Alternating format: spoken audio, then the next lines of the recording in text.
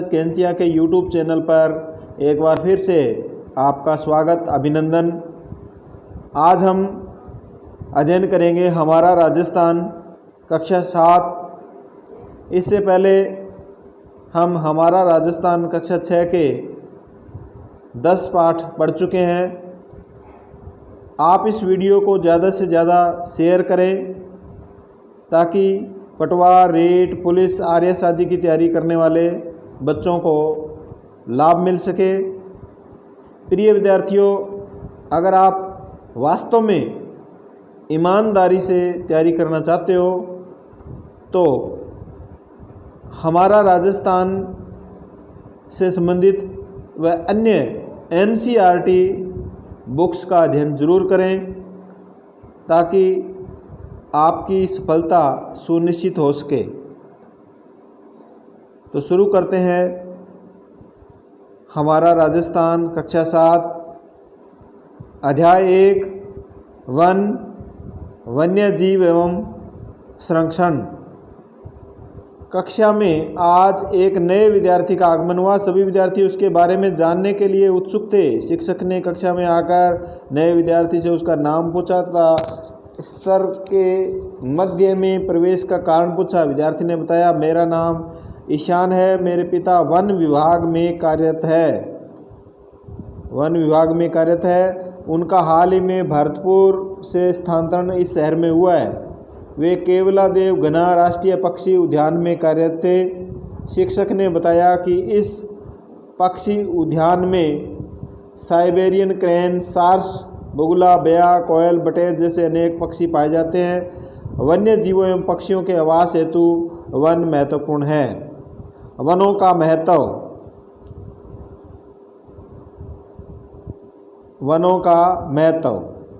One प्रकृति के द्वारा प्रदत्त अमूल्य उपहार है। ये हमें शुद्ध हवा देते हैं, वर्षा में हमारा सहयोग करते हैं। पेड़ पौधे वन्य जीवों को आश्रय प्रदान करते हैं। वन प्राकृतिक सुंदरता के साथ ही जलवायु को सम बनाते हैं। वन आजीविका के साधन भी होते हैं। वनों का आर्थिक महत्व। राजस्थान के वनों से इमारती लकड़ी, ईंधन की लकड़ी, तेंदुपत्ता जिसे बीड़ी बनाई जाती है, बांस, गोंद, खस और कई प्रकार की औषधियाँ प्राप्त होती है। वनों के प्रकार। राजस्थान राज्य के कुल क्षेत्रफल का 10वां भाग वन क्षेत्र है। सर्वाधिक वन उदयपुर में और सबसे कम वन चूरू जिले में पाए जाते हैं। वनों को 3 भागों में विभाजित किया गया है। कितने भागों में? 3 भागों में विभाजित किया गया है। आरक्षित वन। ये वन सरकारी नियंत्रण में आते हैं। आरक्षित वन है वो सरकारी नियंत्रण में आते हैं। इन क्षेत्रों में पशु चराने व लकड़ी काटने पर प्रतिबंध है। आरक्षित वन सरकारी नियंत्रण में आते हैं। पशु चराने व लकड़ी काटने पर इनमें प्रतिबंध है। ये कुल वन के 1/3 से अधिक है। 1/3 भाग में ये पाए जाते हैं आरक्षित वन। फिर है सुरक्षित वन। ये भी सरकारी नियंत्रण में आते हैं, सुरक्षित वन भी। इसमें लकड़ी काटने व पशुओं को चराने की अनुमति दी जाती है।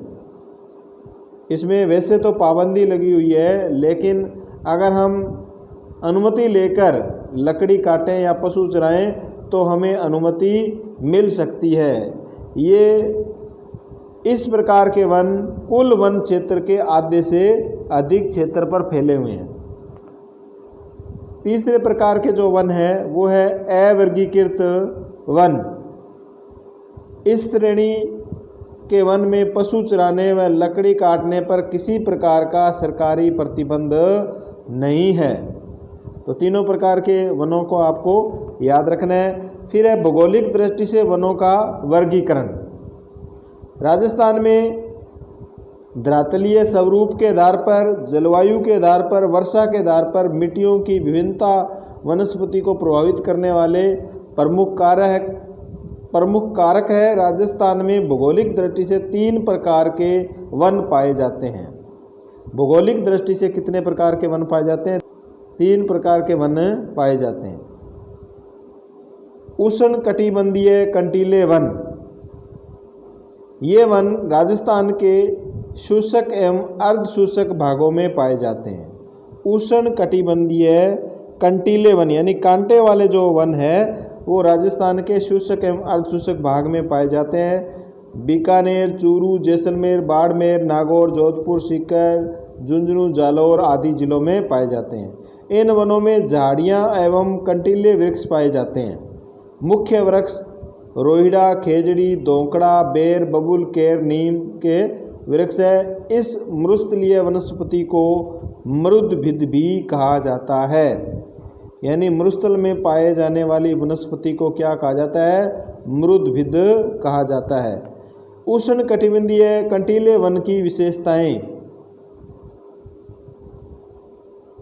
ये देखो राज्य वृक्ष, हमारा जो राज्य वृक्ष है वो खेजड़ी है। राज्य वृक्ष कौन सा है? खेजड़ी है। इसे सम्मी भी कहते हैं, गफ, और इसका व्यापारिक नाम कांडी है। राज्य वृक्ष खेजड़ी का वैज्ञानिक नाम प्रोसेपिस सिनेरेरिया है। वैज्ञानिक नाम क्या है? प्रोसेपिस सिनेरेरिया। और इसे 1983 में राज्य वृक्ष घोषित किया गया। 1983 में राज्य वृक्ष घोषित किया गया। यह तापमान अधिक एवं वर्षा कम होती है। उष्णकटिबंधीय जो वन है वहाँ पर तापमान अधिक रहता है और वर्षा कम होती है। इन क्षेत्रों में वृक्षों की पत्तियाँ छोटी होने के कारण वाष्पीकरण कम मात्रा में होता है। पेड़ों की जड़ें गहरी होती है जिनसे ये ज़मीन के काफ़ी नीचे से पानी प्राप्त कर सकते हैं।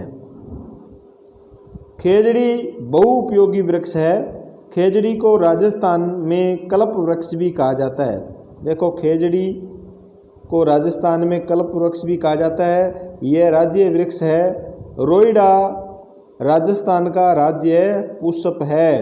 रोइडा क्या है? राजस्थान का राज्य पुष्प है। सेवण घास अत्यंत पौष्टिक घास है जो जैसलमेर में पाई जाती है। सेवण घास कहाँ पाई जाती है? पश्चिमी राजस्थान के ज़िले जैसलमेर में पाई जाती है। राज्य पुष्प रोइडा, ये रोइडा का पुष्प है। देखो, इसे भी 1983 में राज्य पुष्प घोषित किया गया। 1983 में राज्य पुष्प घोषित किया गया। इसका वैज्ञानिक नाम टिकोमेला अंडुलेटा है। रोइडा का वैज्ञानिक नाम क्या है? टिकोमेला अंडुलेटा। इसे रेगिस्तान का सागवान भी कहते हैं। रेगिस्तान का सागवान भी रोइडा को कहा जाता है। फिर है उष्णकटिबंधीय शुष्क पतझड़ वन। उष्णकटिबंधीय शुष्क पतझड़ वन, इन वनों को मानसूनी वन भी कहते हैं। इन वनों को मानसूनी वन भी कहते हैं। ये मुख्यतः बांसवाड़ा, डूंगरपुर, उदयपुर, चित्तौड़गढ़, कोटा, बारां, झालावाड़, अलवर, अजमेर, जयपुर, जोधपुर, सवाई माधोपुर, करौली, बूंदी, टोंक जिलों में पाए जाते हैं। इन वनों में सागवान, बरगद, तेंदू, सालर, महुआ,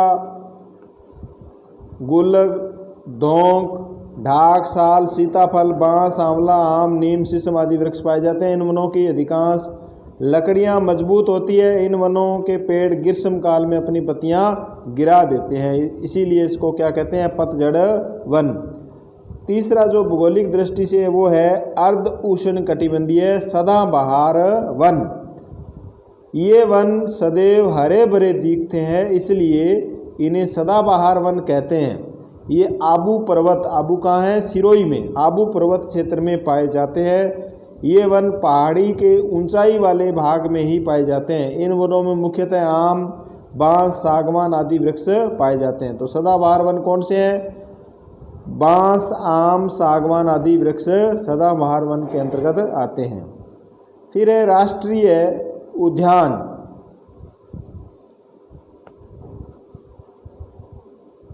राष्ट्रीय उद्यान, वन्य जीव अभयारण्य एवं संरक्षित क्षेत्र हमारी प्राकृतिक वनस्पति और वन्य जीवों को सुरक्षित रखने के लिए बनाए जाते हैं। राजस्थान में 3 राष्ट्रीय उद्यान है, ये आपको याद रखना है। राजस्थान में कितने राष्ट्रीय उद्यान हैं? 3।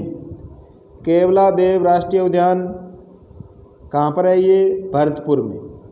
पक्षियों का राष्ट्रीय उद्यान है ये भरतपुर ज़िले में, और विशेष रूप से यहाँ साइबेरियन क्रेन या सार्स पाई जाती है। साइबेरियन पक्षी यहाँ आते हैं। कहाँ पर? केवलादेव राष्ट्रीय उद्यान भरतपुर में। रणथंभौर राष्ट्रीय उद्यान सवाई माधोपुर।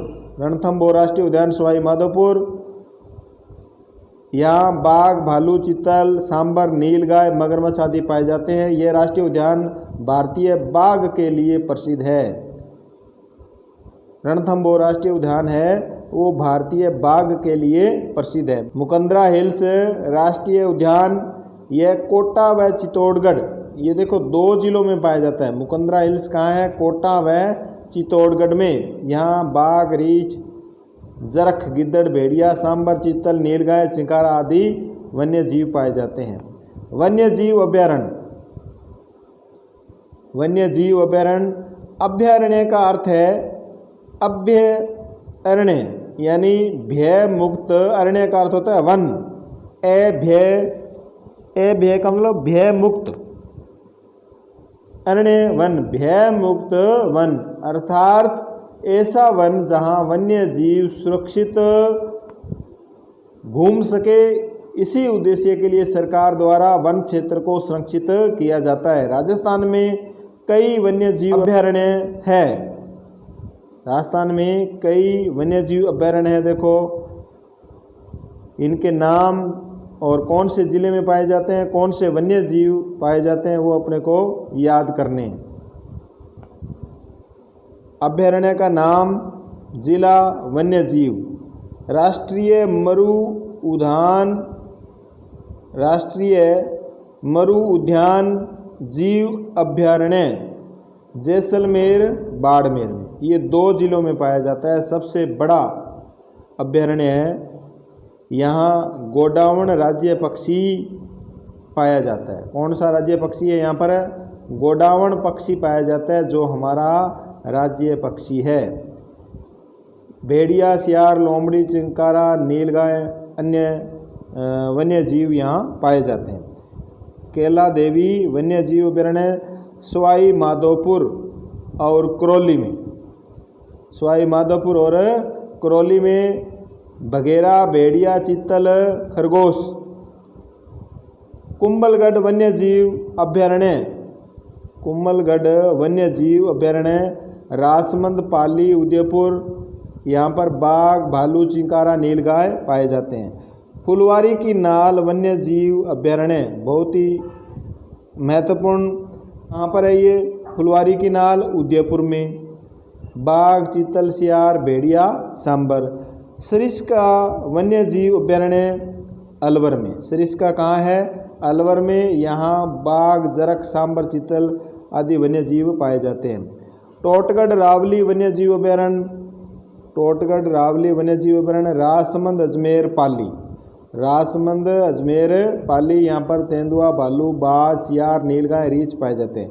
सीता माता वन्य जीव अभयारण्य, प्रतियोगी परीक्षाओं में कई बार इसको पूछा गया है। उड़न गिलहरी कहाँ पाई जाती है या कौन से वन्य जीव अभयारण्य में पाई जाती है? सीता माता वन्य जीव अभयारण्य में पाई जाती है। प्रतापगढ़, चित्तौड़गढ़, उदयपुर। कौन से क्षेत्र में फैला हुआ है? प्रतापगढ़, चित्तौड़गढ़, उदयपुर में। माउंट आबू वन्य जीव अभयारण्य सिरोही, यहाँ पर रीछ, जंगली मुर्गा, चिंकारा, चीतल, सांबर आदि वन्य जीव पाए जाते हैं। जंगली मुर्गा कई बार प्रतियोगी परीक्षाओं में पूछा गया, कहाँ पाया जाता है? माउंट आबू वन्य जीव अभयारण्य सिरोही में। फिर है विषधारी सांप, विषधारी सांप है वो रामगढ़ विषधारी वन्य जीव अभयारण्य बूंदी। रामगढ़ विषधारी वन्य जीव अभयारण्य कहाँ है? बूंदी में। जमरा रामगढ़, जमुआ रामगढ़ वन्य जीव अभयारण्य जयपुर में। बघेरा, जरख, सियार, भेड़िया वन्य जीव पाए जाते हैं। राष्ट्रीय चंबल घड़ियाल वन्य जीव अभयारण्य कोटा, सवाई माधोपुर, करौली, धौलपुर, चंबल नदी के सहारे यहाँ पर घड़ियाल वन्य जीव पाया जाता है। भेड़िया, सियार, लोमड़ी आदि अन्य वन्य जीव पाए जाते हैं। राष्ट्रीय उद्यान एवं वन्य जीव अभयारण्य, इसमें देखो गोडावण पक्षी के बारे में विशेष जानकारी। गोडावण 21 मई 1982 को राज्य पक्षी घोषित किया गया।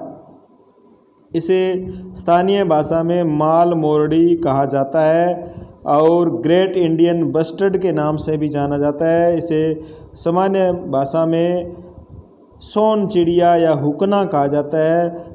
यह कहाँ कहाँ पाया जाता है? देखो, मरु उद्यान जैसलमेर में, सोंकलिया, अजमेर, सोरसन, बारा, इन क्षेत्रों में सर्वाधिक गोडावण पाया जाता है।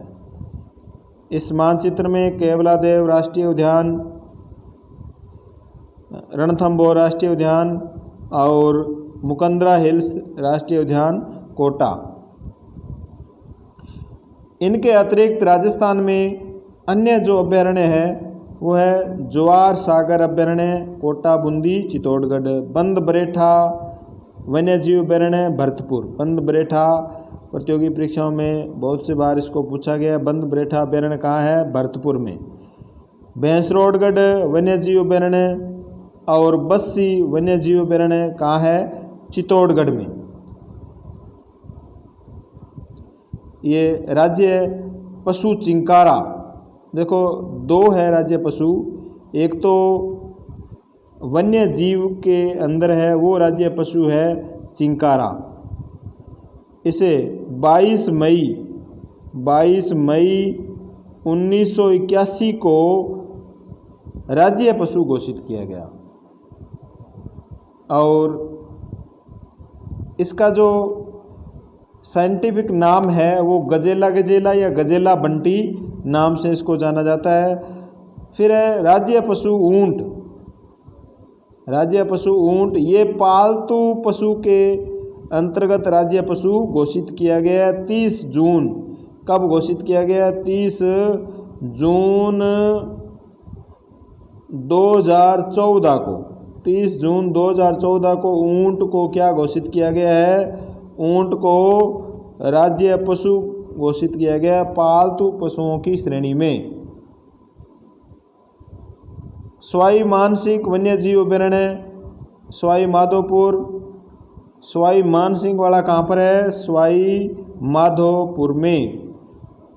वन्य जीव अभयारण्य सवाई माधोपुर और वन विहार वन्य जीव अभयारण्य, रामसागर वन्य जीव अभयारण्य, केसरबाग वन्य जीव अभयारण्य धौलपुर, जयसमंद वन्य जीव अभयारण्य, सज्जनगढ़ वन्य जीव अभयारण्य उदयपुर, नारगढ़ वन्य जीव अभयारण्य जयपुर। नारगढ़ कहाँ है? जयपुर। शेरगढ़ वन्य जीव अभयारण्य बारा में। और ताल छापर जहाँ कृष्ण मृग पाए जाते हैं ताल छापर में, ये कहाँ पर है? चूरू में। ताल छापर वन्य जीव अभयारण्य चूरू में। ये कृष्ण मृग के या काले मृग के लिए प्रसिद्ध है। केवलादेव राष्ट्रीय उद्यान एवं सांबर झील। केवलादेव राष्ट्रीय उद्यान एवं सांबर झील वेटलैंड स्थल है, नम भूमि स्थल है जहाँ प्रवासी पक्षी आते हैं।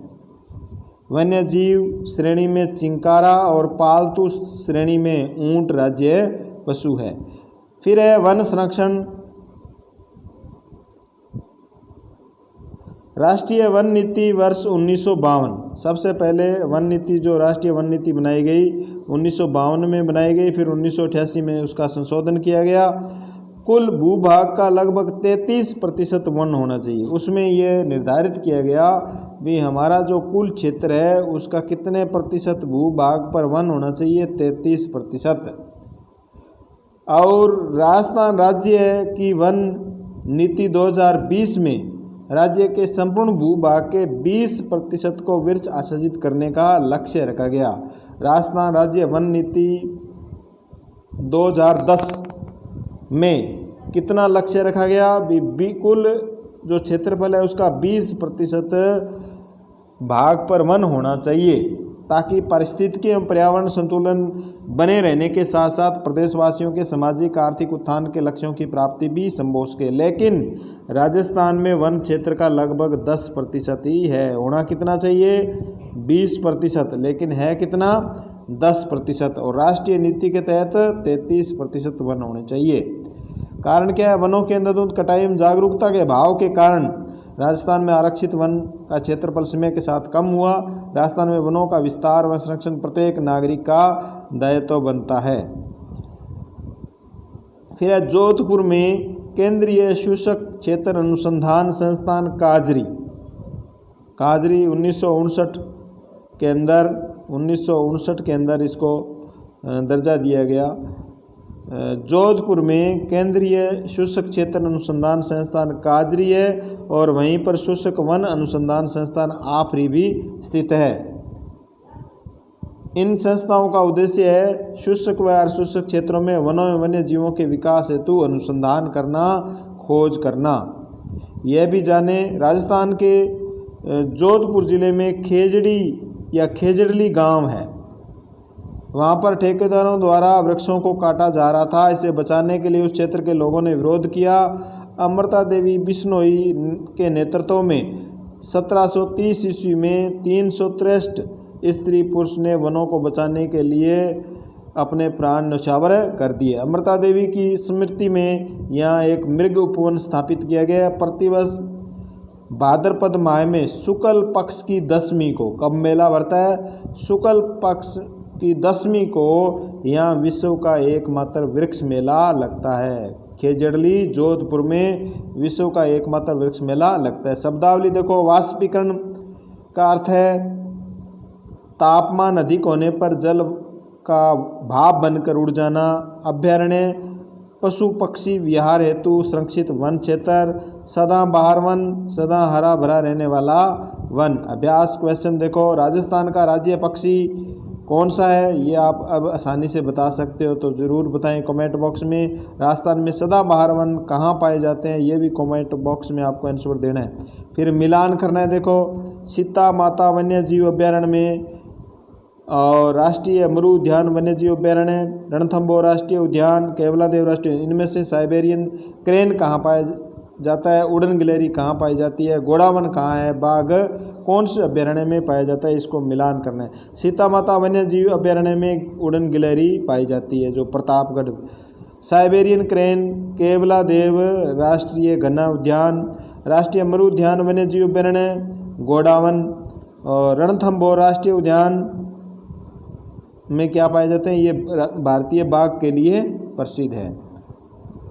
तो धन्यवाद स्टूडेंट्स। इस वीडियो को आप ज़्यादा से ज़्यादा शेयर करें और जिन्होंने अभी तक इसको सब्सक्राइब नहीं किया चैनल को वो सब्सक्राइब ज़रूर करें।